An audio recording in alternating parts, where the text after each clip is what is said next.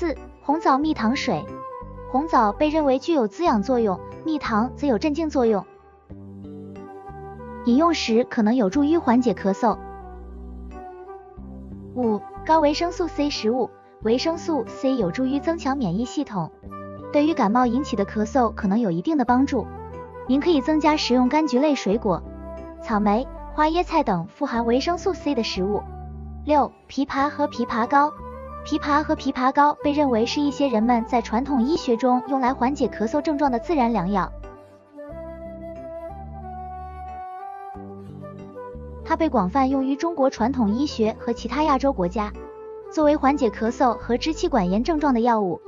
枇杷膏有舒缓喉咙和止咳作用，对于感冒引起的咳嗽可能有一定的帮助。